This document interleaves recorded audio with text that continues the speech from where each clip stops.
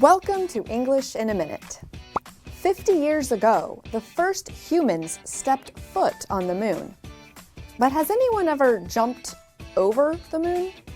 Jonathan, guess what? My book is nominated for North American Wildlife Pop-Up Book for First Time Writers Prize. Oh, wow. You must be over the moon. I am, Jonathan. I could not be happier. What was the name of that prize again? To be over the moon means to be extremely happy about something.